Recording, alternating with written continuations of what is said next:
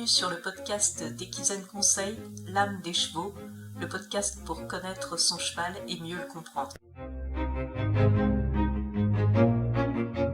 Bonjour. Les débuts d'année, c'est toujours l'occasion de faire des bilans, de faire des projets. Mais est-ce que vous avez fait le bilan de l'année écoulée avec votre cheval? Quelles sont les étapes que vous avez réussi à franchir avec lui? Est-ce que vous êtes satisfait de votre relation? Et justement lui, votre cheval, comment cette année 2024 s'est-elle passée pour lui?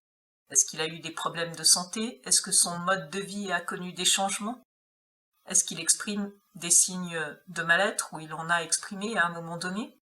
Est-ce qu'il a traversé des périodes plus difficiles? Ça peut sembler superflu de prendre un moment pour se poser ce genre de questions. Tout dépend de ce à quoi on aspire en termes d'évolution, de progrès, de lien avec son cheval.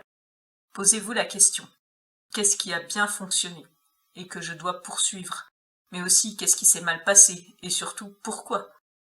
Qu'est-ce que je dois changer pour éviter que ça se produise à nouveau? Quel objectif je souhaite atteindre avec mon cheval? Alors attention, lorsqu'on se fixe des objectifs avec son cheval, il ne faut jamais oublier que c'est un objectif à atteindre en binôme.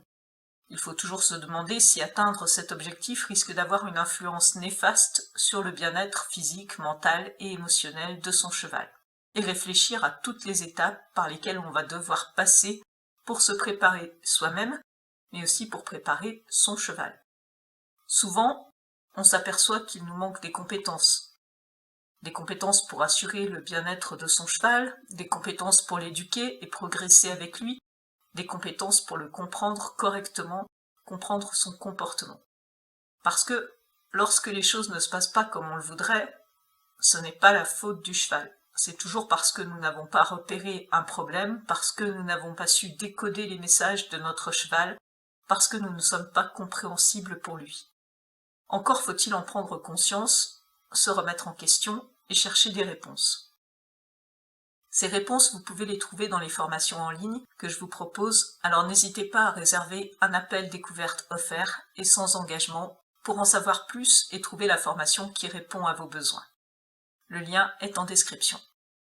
Pour Equisen Conseil, cette année 2025 va être une année de transition.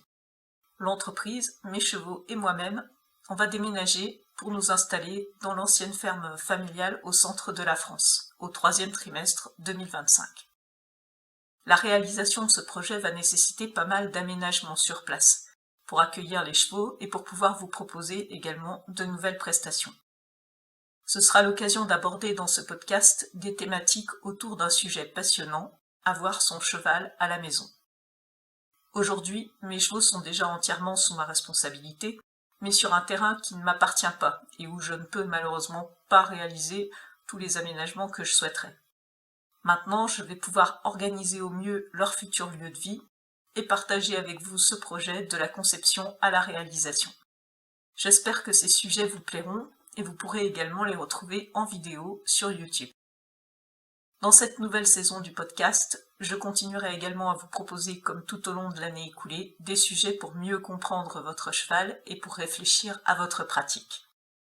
Je vous souhaite à tous une très belle année 2025 en harmonie avec vos chevaux. À la semaine prochaine.